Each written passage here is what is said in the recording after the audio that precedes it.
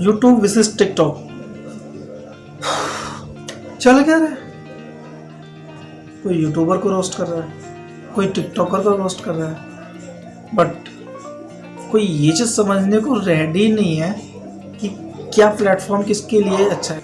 चलो मैं आपसे एक सवाल पूछता हूँ कि कौन सा प्लेटफॉर्म ज़्यादा बेटर है आपके लिए। अगर आप कंटेंट अच्छा देखना चाहते हो या आपका पर्पस ओनली एंटरटेनमेंट नहीं है, बाकी भी पर्पस है, तो आप यूट्यूब प्रेफर करोगे। बट अगर वही मैं किसी ऐसे बंदे से पूछता हूँ जो सिर्फ एंटरटेनमेंट देखना चाहता है, उससे पूछूंगा कौन सा प्लेटफॉर्म आपके लिए ज़्यादा बेटर रहेगा, तो जाहिर सी बात है वो सजेस्ट करेगा टिकटॉक के लिए। क्यों? क्योंकि टिकटॉक पर सिर्फ और सिर्फ या मोस्टली एंटरटेनमेंट कंटेंट भरे पड़े हैं।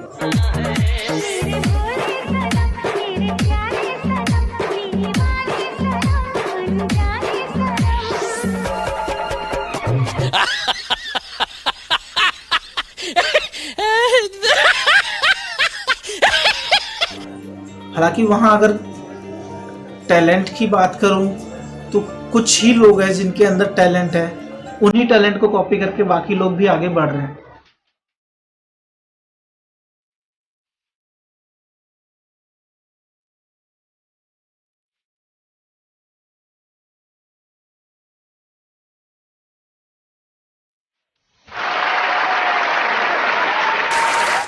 ठीक है, यानी कि मोस्टली लोगों का वहाँ पर ओरिजिनल कंटेंट नहीं है, वो किसी की कॉपी, किसी फिल्म, किसी मूवीज़, किसी डायलॉग, मूवी, गाना, किसी भी चीज़ को कॉपी करके कंटेंट बना रहे हैं। तो वो उनके लिए अच्छा है। जो लोग नहीं ज़्यादा क्रिएटिव हैं, वो लोग अपने हिसाब से वो लोग वहाँ कंटेंट पे अपना बना रहे हैं, अच्छा खासा कंटेंट बना रहे हैं। और यूट्यूब की बात करूँ, यूट्यूब का कंटेंट अलग है। यूट्यूब एजुकेशनल पर्पज से लेके हर एक फील्ड तक का कंटेंट बनाता है। इंटरटेनमेंट के लिए मूवीज़ वहाँ पर मिल जाएगी, हर एक फील्ड की चीज़ मिल जाएगी। तो ये यूट्यूब का हर किसी का काइंड ऑफ बोल सकता हूँ अपना अपना फ़ायदा है। तो चलो कुछ बात कर लेते हैं फ़ायदे नुकसान के बारे में कि कौन सा अच्छा है, कौन सा। चलो पहले बात करते हैं यूट्यूब के बारे में। यूट्यूब अच्छा है या बुरा है?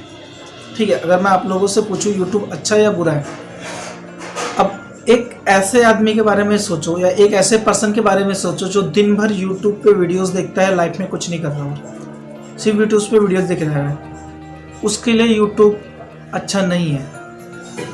ठीक है, सिर्फ वीडियोस देखना या कुछ भी ना करना, मूवीज़ देखे जा रहा दिन भर, एंटरटेनमेंट लाइफ का पर्पज़ नहीं होता सिर्फ। ठीक है, ठीक अगर दूसरे एंगल से देखूँ, एक ऐसे बंदे के लिए जो उस पर कंटेंट क्रिएट कर रहा है, इनकम कमा रहा है, इनकम हो रही है, उसकी पैसे आ रहे हैं उसके पास, तो फिर उसके लिए वो जो यूट्यूब प्लेटफॉर्म है वो बहुत ही ज़्यादा यूज़फुल है, क्योंकि उससे वो इनकम कमा रहा है। तो जाहिर सी बात है वो प्लेटफॉर्म उसके लिए काफ़ी अच्छा है। अब हम अगर टिकटॉक की बात करते हैं तो टिकटॉक से भी कुछ लोग पैसे कमा रहे हैं, इनकम कमा रहे हैं, रेवेन्यू जनरेट कर रहे हैं, तो उनके लिए टिकटॉक ज़्यादा अच्छा है। ओके, ये हो गया दोनों तरफ से मैंने एक का ओपिनियन दे दिया क्यों अच्छा है। टिकटॉक भी किसी के लिए अच्छा ही है, मैंने वो भी बता दिया क्यों, क्योंकि लोग उस पर कंटेंट क्रिएट कर रहे हैं, लोग उसे देख रहे हैं, इंटरटेनमेंट पर्पज़ के लिए देख रहे हैं सिर्फ, और कुछ लोग इससे इनकम भी कमा रहे हैं। और फ़ायदे नुकसान की बात करूँ तो मैं सीधी सी बात है कि यूट्यूब एक बहुत बड़ा प्लेटफॉर्म है। एक्चुअली मैं उसे वीडियो कंटेंट प्लेटफॉर्म भी नहीं बोल सकता, वो पूरा सर्च इंजन है, जस्ट लाइक गूगल। हालांकि गूगल का ही है यूट्यूब, बट एक यूट्यूब पूरा सर्च इंजन है जो कि दूसरे नंबर पे आता है सबसे ज़्यादा चीज़ें सर्च करने के मामले में आफ्टर गूगल। ठीक है, तो ये चीज़ हो गई यूट्यूब के लिए। अब टिकटॉक पे बात आते हैं तो टिकटॉक पे ऐसा कुछ नहीं है। टिकटॉक जो मोस्टली है उसी मैंने पहले ही इस वीडियो में बता चुका हूँ, वो सिर्फ और सिर्फ एंटरटेनमेंट पर्पज़ के लिए है। जो कि डब स्मैश एक ऐप आया था बहुत पहले, अगर आप लोगों को याद हो, एक डब स्मैश करके कुछ उस टाइप के कंटेंट ये भी बनाता है, यानी कि किसी और के डायलॉग्स पर अपने लिप हिलाने हैं एंड देन कंटेंट क्रिएट हो गया देखने के लिए। ठीक है, लोगों का अलग अलग तरीका होता है, अलग अलग तरीके से लोग कंटेंट को क्रिएट करते हैं, ये टिकटॉक का तरीका है।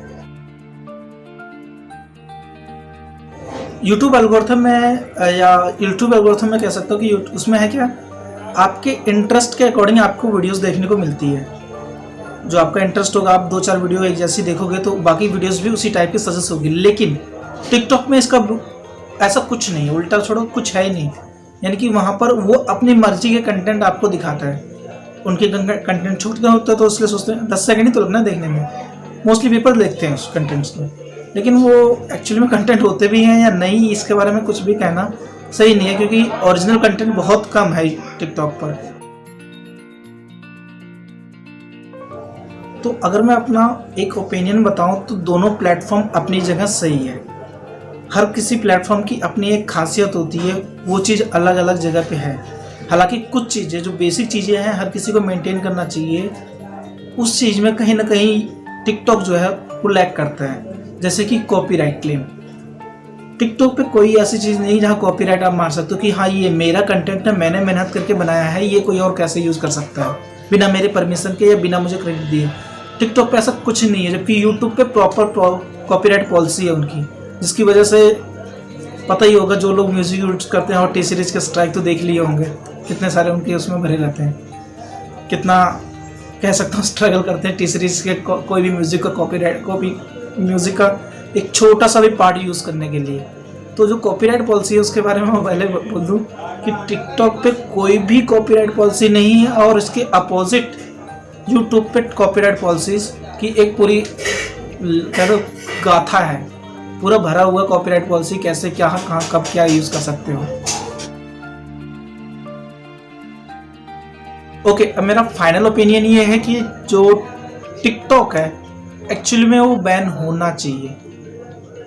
आई एम ओपनली सेइंग कि टिकटॉक बैन होना चाहिए। क्यों?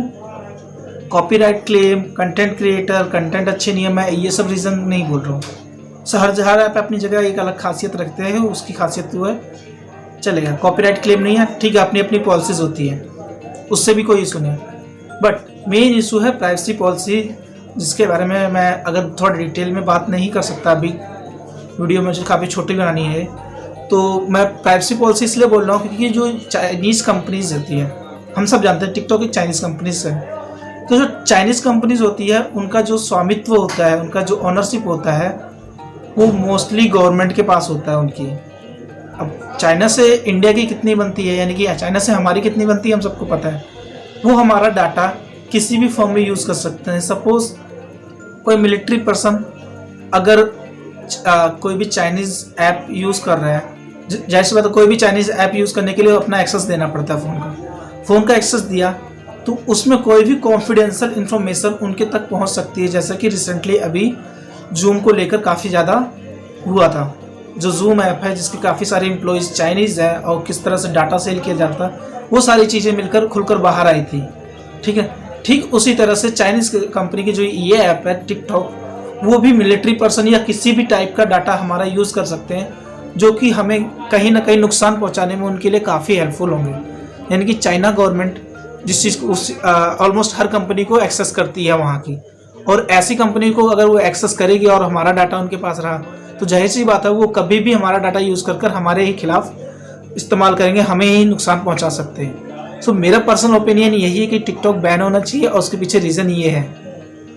तो और भी कई सारे फैक्ट हैं जिसकी वजह से बैन होना चाहिए, उसमें से जो मेजर फैक्ट लगा वो मैंने आपको लोगों को बता दिया। और आपको क्या क्या रीज़न लगता है कि क्यों बैन होना चाहिए या फिर बैन नहीं होना चाहिए, तो क्यों नहीं होना चाहिए, वो मुझे आप कमेंट सेक्शन में बता सकते हैं। तो थैंक यू सो मच।